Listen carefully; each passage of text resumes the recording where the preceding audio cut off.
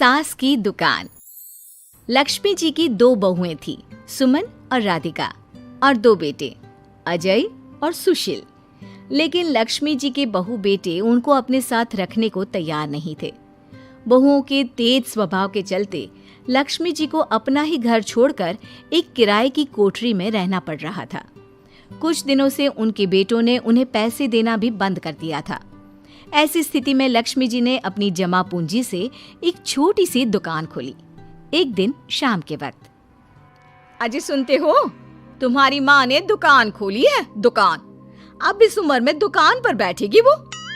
अब क्या किया जा सकता है, माँ की तो बुद्धि सठिया गई है। मोहल्ले में मजाक बनाएंगे सब हमारा।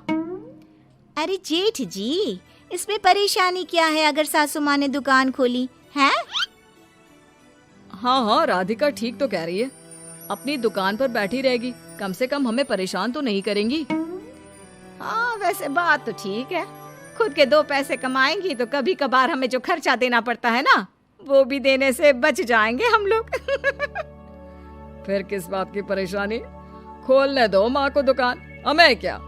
वैसे भी अपनी कोठरी में चुपचाप रह रही है ना, चाहे दुकान खोले या मॉल बनाए, हमें उससे क्या लेना देना। अगले दिन सुमन अपनी सास की दुकान पर पहुंचती है। सासू माँ, आपकी दुकान में शक्कर है क्या? शक्कर जरा 1 किलो दे दीजिएगा। हाँ हाँ बहू, है ना, लो बेटा, 1 किलो क्यों, 2 किलो ले जाओ।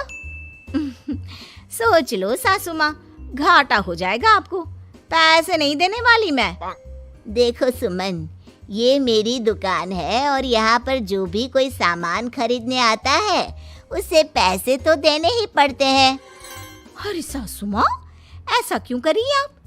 अरे देखो ना, घर पर आपका बेटा और पोते पोती दूध में शक्कर डालने के लिए कब से इंतजार कर रहे हैं। जरा उनके बारे में तो सोचिए। अरे ऐसी बात है क्या? अब मुझे नहीं पता था। बहू एक काम करो, वैसे भी पहली बार आई हो ना, ये शक्कर तुम ऐसे ही ले जाओ, पैसे देने की जरूरत नहीं है। अगले दिन राधिका भी अपनी सास की दुकान पर पहुंचती है। प्रणाम सासू माँ, कैसी चल रही है आपकी दुकान? बस बेटा, जैसे तैसे करके काम चला रही हूँ। तुम बताओ, घर में सब राजी खुशी है ना? हाँ हाँ मम्मी जी, सब कुछ ठीक ठाक है। बताओ राधिका बहू, कैसे आना हुआ? कुछ काम था क्या? वो ना मम्मी जी, मुझे जरा 5 किलो आटा चाहिए था। मेरे पैर में ना बहुत दर्द है, इसलिए बाजार तक जाने में ना तकलीफ हो रही थी। घर पर बच्चे भूखे बैठे हैं, सोचा आपसे ही ले लेती हूँ। हाँ हाँ, क्यों नहीं बेटा, ये लो 5 किलो आटा ले जाओ। हाँ, लेकिन मम्मी जी, आपने जिठानी जी को शक्कर फ्री में दी थी, तो मुझसे भी पैसे तो नहीं लेंगी ना? हाँ, अच्छा ठीक है बेटा, कोई बात नहीं, तुम ऐसे ही ले जाओ, बच्चों से क्या पैसे लेना। कुछ दिनों के बाद लक्ष्मी का बेटा अजय दुकान पर पहुंचता है। कैसी हो माँ, दुकान तो अच्छी चल रही है ना तुम्हारी, सब मोहल्ले वाले तारीफ करते रहते हैं। अब क्या करूं बेटा, तुमने तो मुझे सहारा दिया नहीं, गरीब माँ को घर से बाहर निकाल दिया। कुछ तो करना पड़ेगा ना अपना पेट पालने के लिए। वो माँ ना बहुओं की बहुत चिक चिक रहती थी। अब देखो कितनी अच्छी जिंदगी है तुम्हारी, खुद कमाती हो, खुद खर्च करती हो, इससे अच्छी भला कोई जिंदगी हो सकती है क्या? हाँ बेटा, दिल को बहलाने के लिए तुम्हारी ये बात भी सही है, लेकिन कोई बात नहीं बेटा, मैं खुश हूँ। अच्छा माँ, मैं क्या कह रहा था, जरा 500 उधार तो दे देना। कमाल की बात है बेटा, तुम मुझसे पैसे उधार मांग रहे हो, तुम्हारे पास पैसों की क्या कमी है? अरे माँ, इस महीने की तनख्वाह नहीं आई और आप तो अपनी बहू को जानती है ना, उसे शॉपिंग करनी है, जल्दी वापस लौटा दूंगा माँ। ठीक है बेटा, ये लो 500 रुपए, लेकिन देखो कुछ दिनों में वापस दे देना, मुझे अपनी दुकान के लिए माल भी तो खरीदना है। हाँ हाँ ठीक है माँ, जल्दी पैसे लौटा दूंगा। बहुत दिनों तक अजय अपनी माँ लक्ष्मी के पैसे वापस नहीं देता और सुमन और राधिका बार बार किसी न किसी बहाने से अपनी सास लक्ष्मी की दुकान से बिना पैसे दिए खूब सारा सामान ले आती है, जिसकी वजह से लक्ष्मी को अपनी दुकान में बहुत घाटा होता है। फिर एक दिन जब राधिका सामान लेने के लिए लक्ष्मी की दुकान पर पहुंचती है, सासू माँ, जरा वो 1 किलो दाल तो देना।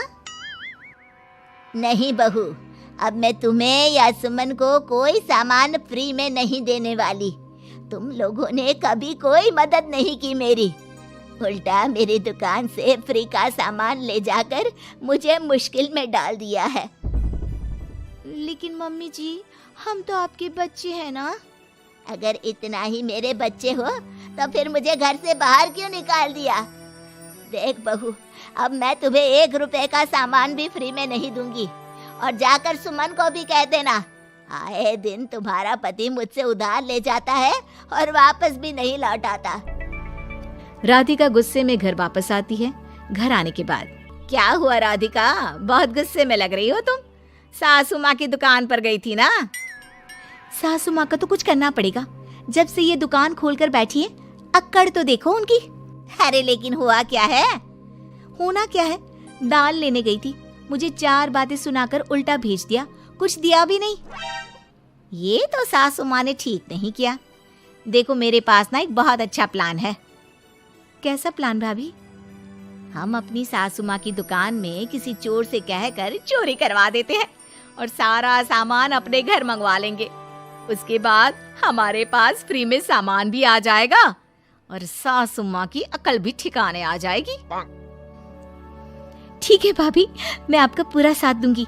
अब जल्दी से ये काम करवा दीजिए। और 2 दिनों के बाद सुमन और राधिका एक चोर से मिलकर लक्ष्मी की दुकान में चोरी करवा देते हैं। हे भगवान, ये क्या हो गया? इस उम्र में जैसे तैसे अपना गुजारा कर रही थी, लेकिन चोर मेरा सारा सामान लेकर चले गए। अब क्या होगा? तभी वहां पर राधिका और सुमन पहुंच जाती है। क्या हुआ सासू माँ, बहुत दुखी लग रही हैं आप? अरे क्या बताऊं, मेरी दुकान का सारा माल चोरी हो गया। अब अगर आप अपने ही बहू बेटे को सामान नहीं देंगी तो ऐसा तो होगा ना सासू माँ। अब राधिका की बात सुनकर लक्ष्मी को यकीन हो जाता है कि इस चोरी के पीछे कहीं ना कहीं उसकी दोनों बहुओं का ही हाथ है। लक्ष्मी एक प्लान बनाती है, पैसे उधार लेकर अपनी दुकान में फिर से खूब सारा सामान ले आती है। अरे भाभी, देखा आपने, सासू माँ की दुकान तो फिर से सामान से भर गई है। हाँ वही तो, मैं तो सोच रही थी कि एक बार में उनकी अकल ठिकाने आ जाएगी, पर लगता है फिर से कुछ करना पड़ेगा। लेकिन अब हम क्या कर सकते हैं? अरे वही जो हमने पहले किया था। इसका मतलब फिर से चोरी करवाएंगे? हाँ, उसके बिना हमारा काम कैसे चलेगा? और इस बार चोरी करने हम दोनों चलेंगे, कुछ नहीं छोड़ेंगे उनकी दुकान में। सुमन और राधिका दोनों मिलकर लक्ष्मी की दुकान में चोरी कर लेती हैं और सारा सामान चुपचाप अपने घर के स्टोर में लाकर रख देते हैं। लेकिन सुबह होते ही लक्ष्मी पुलिस लेकर सुमन और राधिका के घर पहुंच जाती है। इंस्पेक्टर साहब, मेरी इन दोनों बहुओं ने ही घर में चोरी की है। अरे ना ना इंस्पेक्टर साहब, ये हम पर झूठा इल्जाम लगा रही हैं। अरे हम क्यों इनकी दुकान में चोरी करने लगे? माँ, आपको शर्म नहीं आती अपनी बहू पर झूठा इल्जाम लगाते हुए? हाँ माँ, हम आपके बेटे हैं और ये आपके बहुएं हैं, आप ऐसा कैसे कर सकती हैं? लक्ष्मी जी, क्या आपके पास कोई सबूत है? अरे इंस्पेक्टर साहब, आप इनकी बातों में मत आइए। ये हमारी माँ है और इनकी दिमागी हालत ठीक नहीं है, इसीलिए तो हमसे अलग रहती हैं। इंस्पेक्टर साहब, मेरी दिमागी हालत बिल्कुल ठीक है और मेरे पास इन दोनों के खिलाफ बहुत बड़ा सबूत है। बताइए, क्या सबूत है आपके पास? आप जरा मेरी दोनों बहुओं के हाथ पानी से धुलवा दो, फिर सब कुछ साफ साफ पता चल जाएगा। अरे हाथ पानी से धोने से क्या होगा माँ? आप दोनों मेरे सामने अपने हाथों पर पानी डालिए। जैसे ही राधिका और सुमन अपने हाथ पानी में डालती हैं, उनके हाथों का रंग लाल हो जाता है और ये देखकर सब लोग हैरान रह जाते हैं। अरे ये क्या, तुम्हारे हाथों का रंग अचानक से लाल कैसे हो गया? क्योंकि मैंने अपनी दुकान के सारे सामान पर एक तरह का केमिकल लगा कर रखा था।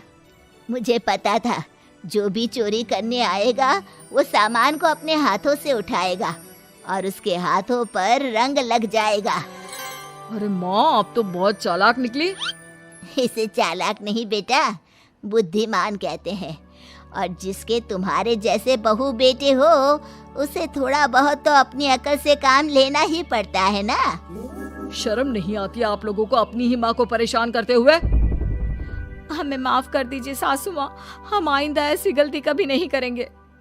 और हाँ, आपको अपने साथ रखेंगे, आपकी सेवा करेंगे और पूरी इज्जत भी देंगे। हमें माफ कर दीजिए।